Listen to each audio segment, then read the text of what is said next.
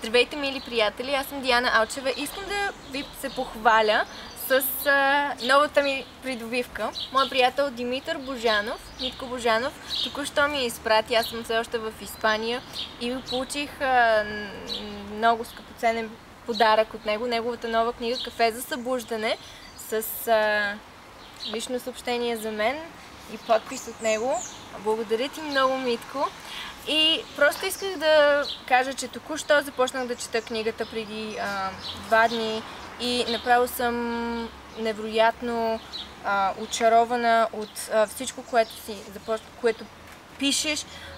Както винаги съм казвала, чувствам се благословена да те познавам и че така се намерихме и че има някой като теб, който да разпространи това невероятно необходимо съобщение за всеки един българин да го прочете и да вникне в смисъла на това, което пишеш и да започне да живее по този начин.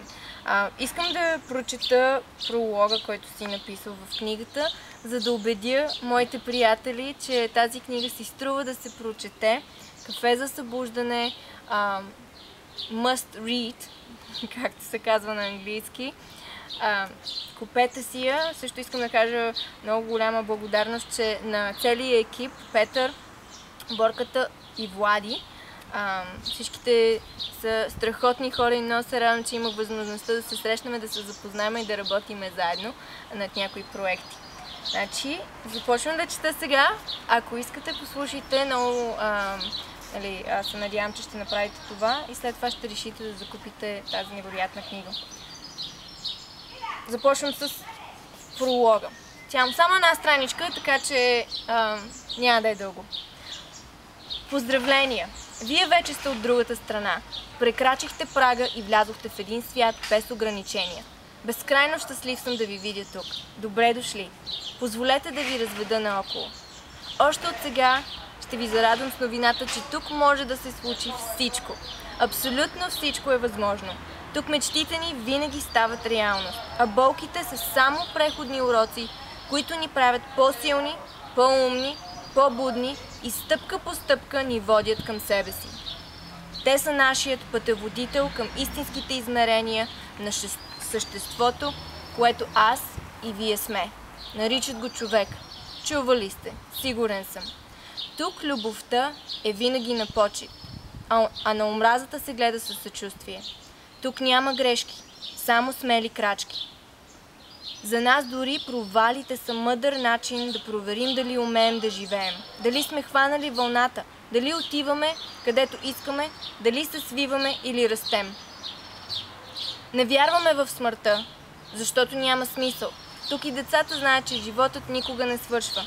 Смъртта е просто следващата стъпка от вечността към вечността. Тя е поредното ново начало, а не край, както спящите вярват.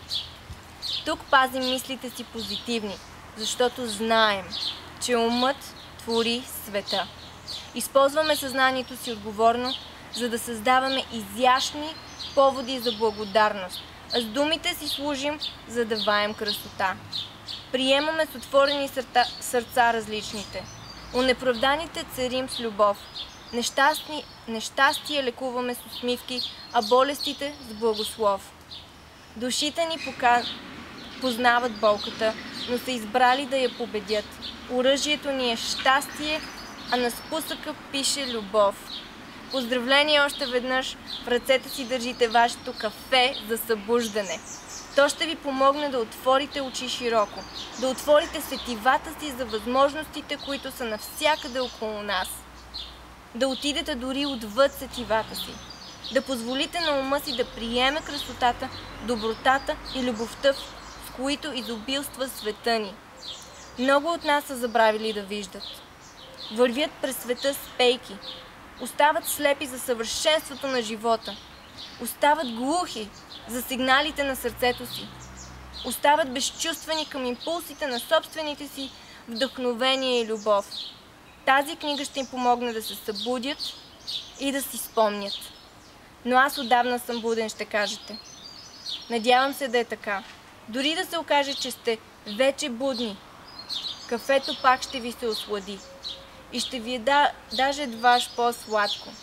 а може и да ви плени с омайния си аромат на свобода и съвършенство. И не защото думите са съвършени, а защото съвършен си ти. И всичко, към което гледаш, е отражение на твоя гений и брилянтност. Вкуси още една глътка. Мини към следващата страница. Надявам се вие да минете към следващата страница. Кафе за събуждане на Димитър Божанов. Димитър, Митко, много се радвам, че те познавам и нямам търпение да свърша и да прочета цялата книга 2, 3, 5 пъти и просто това ще е една от книгите, в които се връщам постоянно. Много се радвам, че има човек като теб в България.